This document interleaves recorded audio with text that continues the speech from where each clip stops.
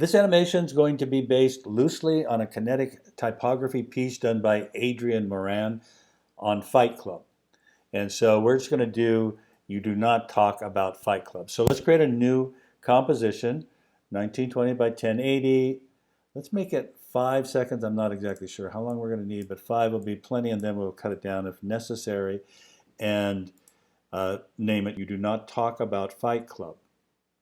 So we're going to start out with 2D type. I like to do as much of my animation in 2D as possible. It just makes things easier. Actually, let me play the finished animation and you get an idea of what it is we're working on here.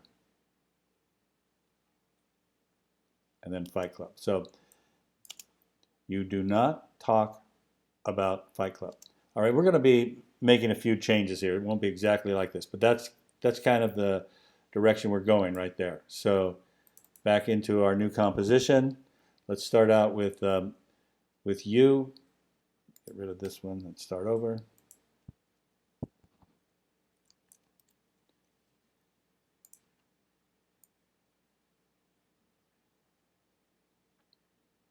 Okay, and I'm just sticking with Futura Bold.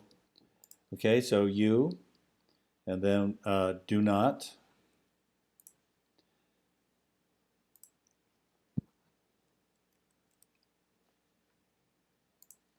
And this will be coming out half the size of this one. So what is that, roughly 150 probably?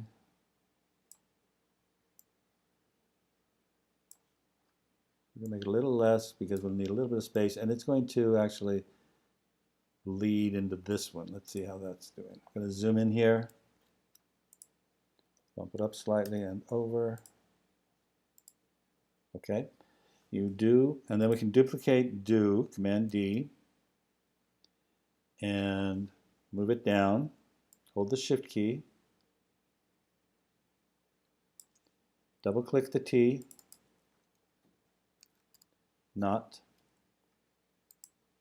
Now these two, do and not, actually should be aligned left. So I'm going to align both of these left. They actually need to be a little bit smaller. So I'm going to use a null object to get them down to the size I want. Let's drag down guides to the top of the U. I want them to be the same height as the U. Actually, they're not bad at all because the U hangs down so far. So we could bump that down just a little bit, unless we want to have it blend with the other one. Kind of like that. So let's make them both a little bit larger in this case. So I will temporarily put in a null object. So I often do this when I need to make little tweaks like this. And I'll link these to the null. And then with the null, I'll just scale it up slightly. And then position it where I want it. Okay, I think that's pretty good. Then we can get rid of the null. So that's kind of how that's going to be. You do not, and then talk is going to come down directly below it. Let's tighten up the U. Let's make this whole thing pretty tight. So I'm going to click in between the Y and the O and use my Option key. Close that up. So it's Option, left arrow, closes the kerning. Bump it over one. Close that one up too. I actually prefer it with a little bit of space there. I thought that I would like that running together, but I don't like it so well. So I think I'll leave it like this. I think this looks pretty good. We should probably finesse the knot as far as the kerning goes. Tighten that up a little bit. So the whole thing feels nice and tight. I think that looks pretty good. All right. Now all of these should be moved over a little bit towards the center. I think I can just do that by selecting them all and bumping them over. I don't think it's necessary in this case to do a null object. Okay, now the word talk is actually going to be upside down, come out of the bottom. Talk, so we'll have to rotate this around. So deselect it, then hit R and rotate it 180. And I'll move it over in position. It's going to have to be much larger, of course, so let's put some guides in. Show the guides by pressing Command semicolon. You can drag guides out from the rulers. So in this case, I'd like it to come off of the bottom of the Y, I mean line up with the bottom of the Y and out here to the T. So I'll scale it up and move it over into place.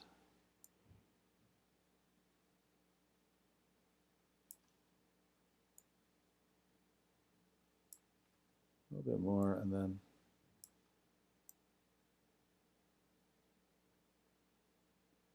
I think that looks nice. So I'm going to go with that. Okay, so let's hide talk for the moment. So just turn off the eyeball. And let's figure out how U is going to come in. I'm going to turn off do not for now. I know that I want U to be in frame at about 5 frames. Put a keyframe for position. And then at the beginning, I'm going to drag it off frame to the left. So it'll move in.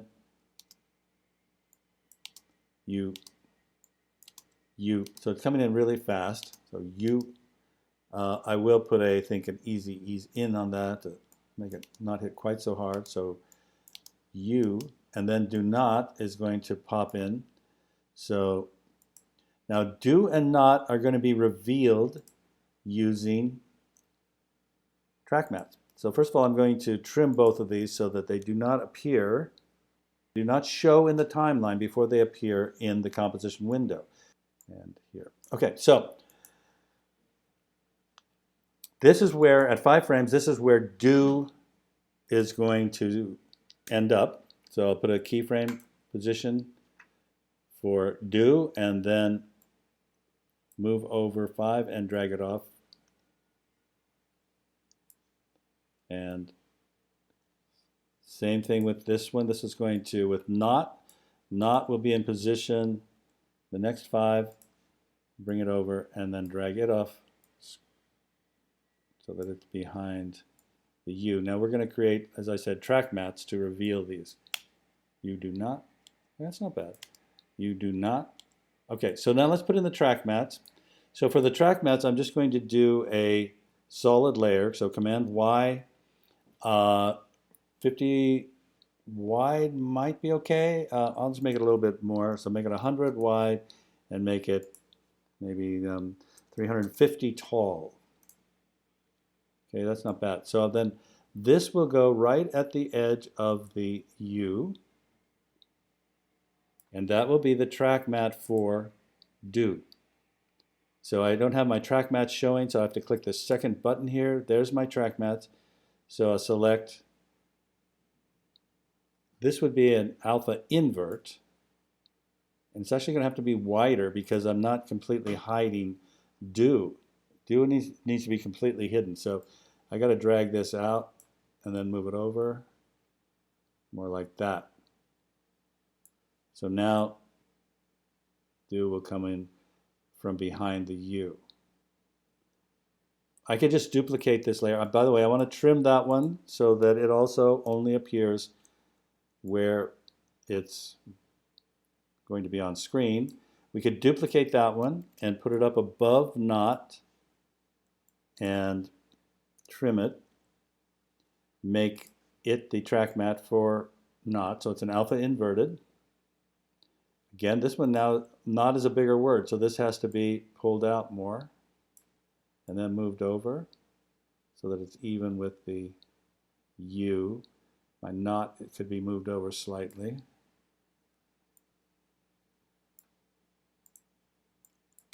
You do not. Okay, not bad. Let's put easy eases on each one of these. Just make it a little bit softer. You do not. Okay, you do not. Now talk is going to be a little bit different. Talk, I'm going to have scale. So that's one of the challenges with kinetic typography, is figuring out how you're going to bring your type on screen. So in this case, again, I'll trim this one, and then we'll use the scale to bring it on. So S, and I will unlink it and pull it up. So this one will end up being 0. So this would be, the Y would be 0 with a keyframe. And then we'll go down, I think I'll go down 7. It's a little bit bigger, and then bring it down to 100. Let's play it. You do not, that's too slow, so that you do not, it has to go faster, and I think we need a little bit of a pause between do not. So let's pull this out a little bit like that, maybe over to 17, frame 17. You do not, still too fast. So I want to go, you do not talk. You do not talk. I think it needs to start like here, 20 frames. You do not talk. That's better. You do not talk. Okay, I like that. Now, let's put this in 3D. So we're going to use a null object to move everything around. But let's start by making all of these 3D. So I'll just, in this column, under the cube, make everything 3D, including my track mat.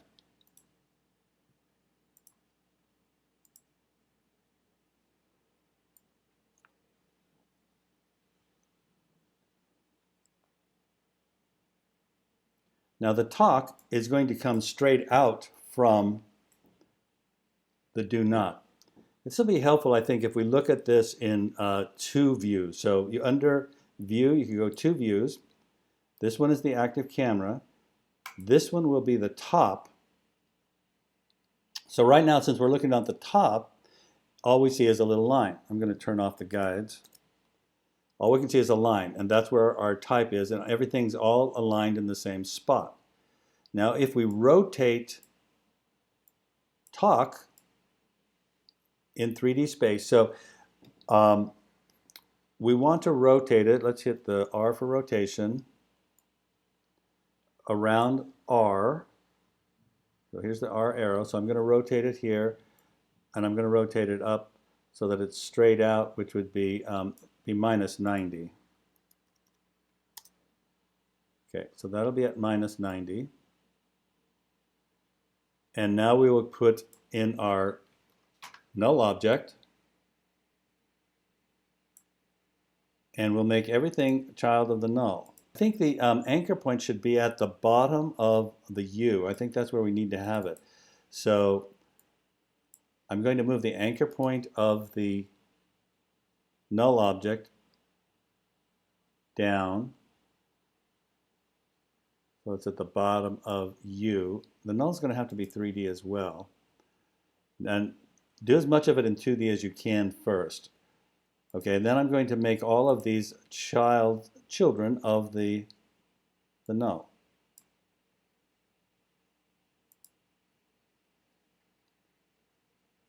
And now we can rotate the null. Let me go back to one view for a moment. Turn off my guides. So we want to rotate it so the do not goes back in space. So that would be around the green. I'm going to rotate it this way. And then when the talk comes out, we want to be able to see it. So it has to rotate down a little bit. So that would be, I think, around the Z. Yeah, kind of like that. It's kind of cool. So we've got the, we're going to have to move the U out farther. Do not talk. And then we'll have this whole thing turn around and bring in about. So U is going to have to go farther off screen at this point. Let me close up some of this stuff. Like that. Okay, so you do not talk. Okay, all right, so now we're going to rotate it up. I'm going to go to 110 and put keyframes for everything at this location and at this position. I'll go out 5 frames. We'll probably have to adjust that timing, but then let's rotate it up. So we can use a combination of orientation is another way of rotating. So it's my understanding for best practices that you use orientation for establishing the pose, and the X, Y, and Z for animating. So you can use a combination. You can animate all of them, actually. Whenever there's a stopwatch, you can animate that property. So I'm going to use a combination of these to try and get it to sit up where I want it. I think it's going to be like this, and then this. Then I have to rotate it a little bit this way. That, and this. Basically, I'm just trying to get this to look straight on to me. And then I'm going to attach. So that looks pretty good. So right now I've got it at, my orientation is at 0, 140, 270. X is at 0. Y is at minus 92, and Z is at minus 13. Now I'm going to put in the word about, and then try to move it into place. I know it's going to be large at the moment. So it's going to go approximately here. Now we have to put it in 3D space, and then we have to look at the 2 view and see where it is in relation to everything else. I actually want it to be aligned with the bottom of the Y here. So I'm going to click on the X axis, make sure I'm on the X, slide this down so that it's right out here by the Y. And then I will make it a child of the null object. And so it should rotate down and then come up. Now we also are going to have to move it over. So I'm going to do a position keyframe for the null before we do the animation. So right here, there's going to be a position keyframe. And then over here, as about comes in, I'm going to move it over more to center screen. I think I can go to 1 view now. And I think that might be a little bit too much, so I'm going to actually I am going to make about smaller. So I'll go to about and lower. Now this is working nicely because I have it aligned left. So I can leave it pretty much anchored where it was and then just bring it in. I think I'd like it to be a little bit taller. It needs to be inside title, and this one could move over slightly. So let's see if that works. So it comes down, boom.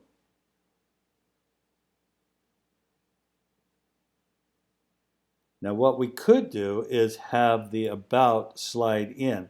Otherwise we have to make it disappear until it's time for it to come in. But we could have it slide in, I think, from here. So as this is coming in, so the about could be off frame here. So I need to be on the about. So we're going to have to animate the about. So at 115, I'm going to put a keyframe for position. That's where I want the about to end up. And over here, I want the about to go off screen. So I'm going to have to use Y. Y would be the backwards and forward. So it's going to go like this. And then as this comes up, about will come in. And then I'm going to make the others disappear. So I will, at about 113, I'm going to select all of my other layers, hit T, and place a keyframe for opacity. Then I'll move out. When about comes up, I want everything to go to 0. And then I will trim it all. So Option, left square bracket. Then I'll close all these up. And now I don't want the about actually to have the fade out at this point. So let me open up that one and get rid of the opacity keyframes for about.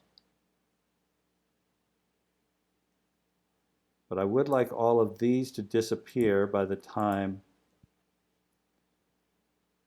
about is on screen. So these all have to be moved over a little bit.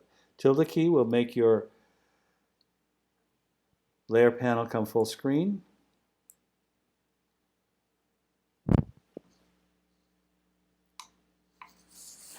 Let me grab each one of, actually I want to grab all of these. If I can marquee around them all, come on.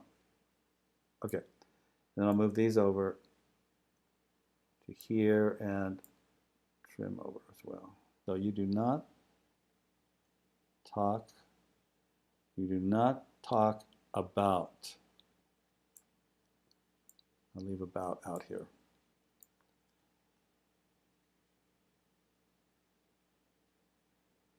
And then we'll just have Fight Club fly in from the side.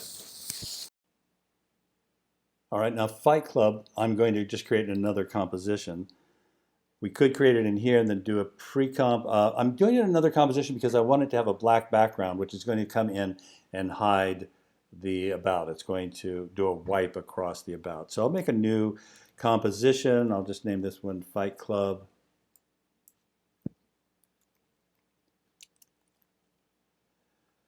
And this will actually end up being a pre-comp, even though the way we're doing it is not exactly the order in which pre-comps are usually done.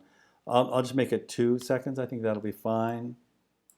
I want to have a solid black background. So right now this appears black, and if it rendered, it would be black, but it's actually transparent. If I was, and this will show you the alpha channel, toggle the transparency. This shows you there's really no background color here. If we were going to be compositing elements on here, if I was to take this composition and put it into another one, it would be transparent. So if I want to have it solid, I have to put in a solid layer, and I will just do a black solid layer. I'll make it composition size, like that. And now I will stylize Fight Club in some way. And I think I will make it on 2 lines so that I can play around with it a little bit.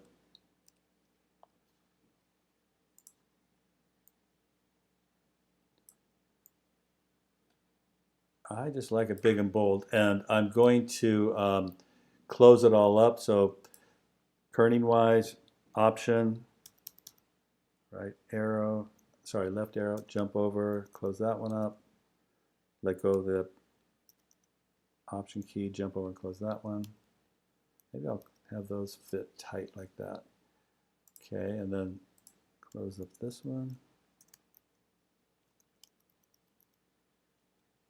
Really tight, and I think I'll have them butt up to each other.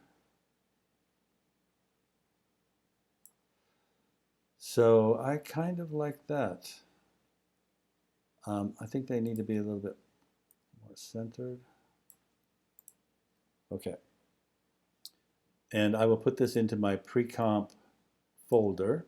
Now I'll go back to you do not talk, and I'll bring in Fight Club. Put it on top.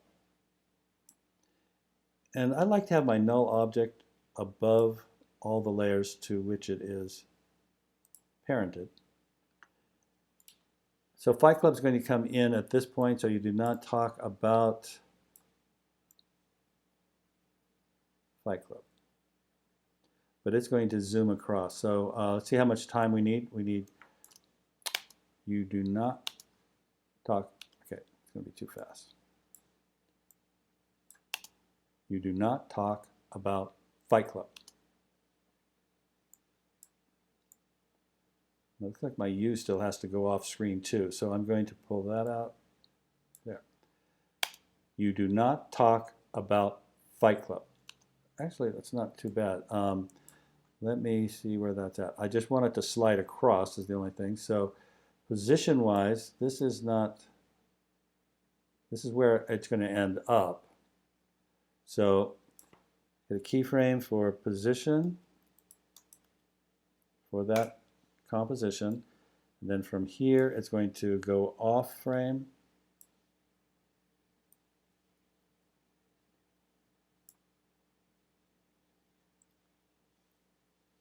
and about will be shortened once it comes on.